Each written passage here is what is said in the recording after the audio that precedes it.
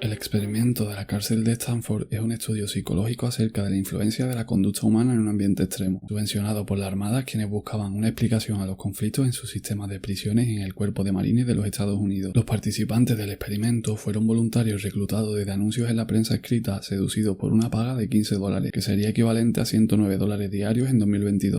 De los 70 candidatos que respondieron al anuncio, Zimbardo y su equipo seleccionaron a los 24 que parecían más estables psicológicamente, desechando al resto mediante una evaluación psicológica, todos ellos varones blancos, jóvenes de clase media y estudiantes universitarios. La cárcel ficticia se instaló en el sótano del Departamento de Psicología de la Universidad de Stanford, que fue acondicionada para simular una cárcel real. Uno de los investigadores asistentes haría el rol de alcaide, mientras Zimbardo haría las veces de superintendente. Estableció varias condiciones con el objetivo de provocar desorientación, despersonalización y desindividualización en los sujetos. Los guardias recibieron porras y uniformes facilitados por una instalación militar, además de gafas de espejo para impedir el contacto visual. Los presos, unas batas sin ropa interior y sandalias con tacones de goma para forzarles a adoptar posturas corporales no familiares, contribuyendo a su incomodidad para provocarles desorientación, y se les asignó números que llevarían cosidos al uniforme para reemplazar por sus nombres, y medias de nylon en la cabeza que simularían que las tenían rapadas, así como una cadena alrededor de sus tobillos como recordatorio constante de su aprisionamiento. Los que harían el rol de guardias asistirían a una breve reunión de orientación donde únicamente se les prohibiría ejercer violencia física sobre los reclusos, advirtiéndoles que era su responsabilidad dirigir la prisión y que por tanto está en ellos gestionarla como considerasen oportuno.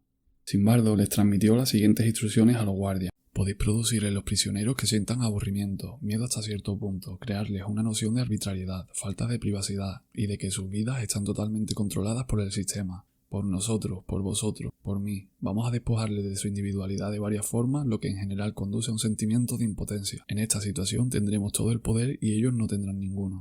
En cuanto a los participantes que ejercerían el rol de preso, se les dijo únicamente que esperasen el inicio de la experiencia en sus hogares. Sin previo aviso, policías del departamento de Palo Alto que colaboraron con el experimento asaltaron a los voluntarios en sus casas acusándolos de robo a mano armada, arrestándolos en el acto y llevándolos a la cárcel no sin antes tomarle las huellas dactilares, hacerles las fotografías para ser fichados y leerles sus derechos. Una vez llevados a prisión, se les despojó de su ropa y se les colocó el uniforme numerado, quedando todos ellos en ese momento bajo el control de los nuevos guardias.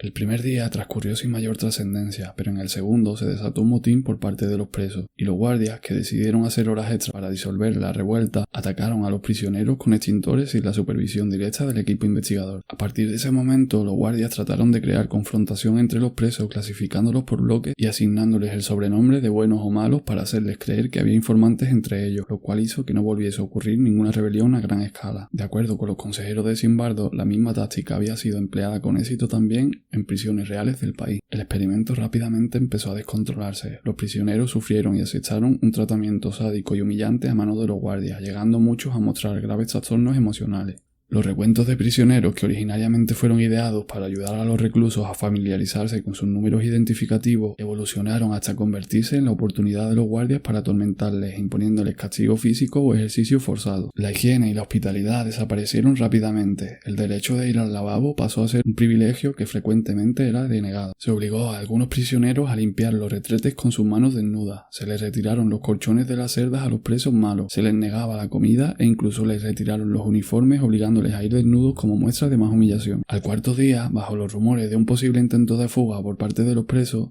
Zimbardo y el resto de guardias intentaron trasladar el experimento a un bloque de celdas real en el departamento local de policía.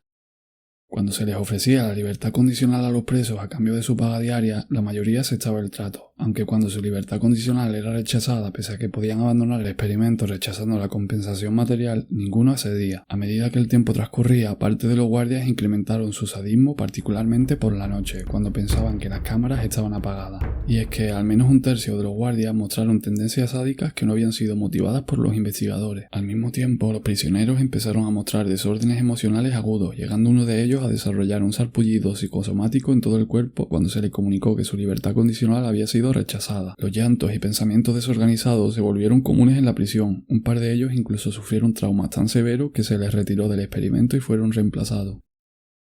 Cuando llegaron los nuevos prisioneros, uno de ellos, el 416, quedó tan horrorizado por el tratamiento de los guardias que emprendió una huelga de hambre, situación por la que se le recluyó en un confinamiento en solitario, enclaustrándolo durante 3 horas en las que le obligaron a sostener las salchichas que había rechazado comer. Además, el resto de reclusos vieron al preso como un alborotador que les causaría problemas, situación que aprovecharon los guardias para ofrecer 2 opciones al resto de presos: entregar todas sus mantas o dejar al prisionero 416 confinado durante toda la noche. Los presos eligieron conservar sus mantas, aunque posteriormente Zimbardo intervino para hacer que 416 volviese a su celda. El experimento terminó prematuramente cuando Christina Maslach, una estudiante de posgrado que fue introducida con el fin de hacer entrevistas en la prisión, objetó que había observado allí unas pésimas condiciones y que lo presenciado se sobrepasaba de lo moralmente correcto. Zimbardo se percató de que de las más de 50 personas externas al experimento que habían visitado la prisión, fue la única que cuestionó su moralidad. Finalmente, tras apenas 6 días desde el inicio del experimento y 8 antes de lo que estaba programado, fue cancelado, generando el enfado de muchos de los que ejercían el rol de guardia.